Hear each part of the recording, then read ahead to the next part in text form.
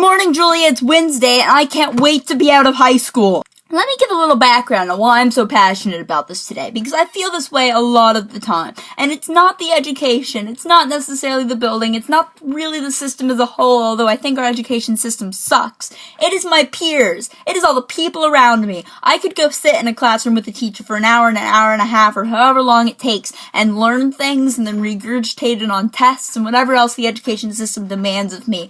But it's the fact that I have to sit with all these people that I just can't comprehend that just drives me crazy. And I really just don't understand what these people are thinking most of the time. The specific example from today is that in chemistry class we had to fill out these sheets about the labs that we've done over the past year and a half. We're supposed to have 60 lab hours by the end of this year, and last year we didn't really do any labs. We did 3, we counted today. But our teacher we had last year said that we've done 38. He no longer teaches at the school, but he left behind this documentation of all these labs that we've done and that we had 38 lab hours, which is a complete and total lie.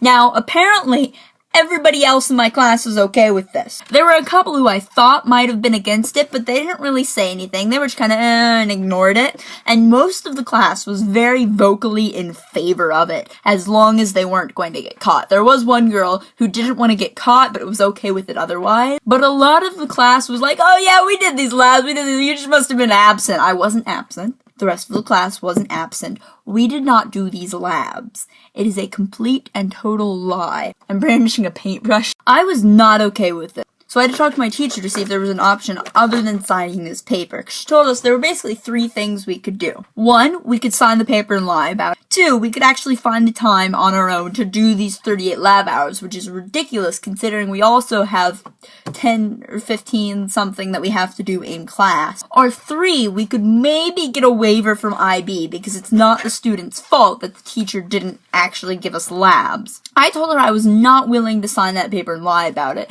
and she said she was going to be speaking to our IB coordinator to see about getting this waiver for us. But I was just shocked that the rest of my class seemed so okay with this. Are my standards too high that I think they shouldn't be? I'm not really sure. I just know that I think they shouldn't be okay with this. And I don't care what their excuse is if they just want to get the diploma, so they're willing to compromise their morals to get this diploma.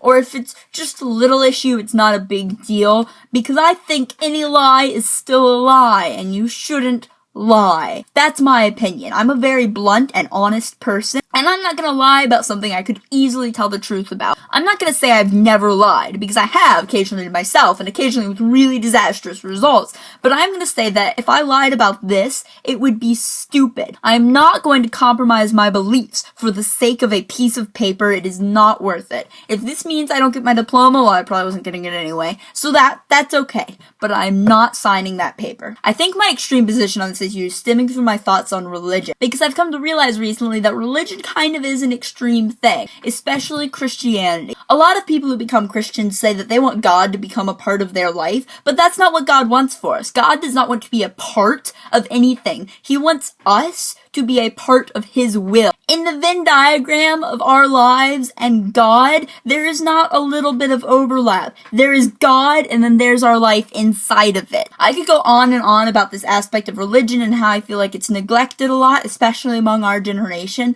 but if you want, there's a book called Forgotten God by Francis Chan that does a wonderful job of explaining it, and honestly, I think the world should read this book. Literally, the entire world needs to read this book. That's all for today, Julia. I'm sorry it was just a rant. I'll try and have something better on Friday, which is when you'll see me.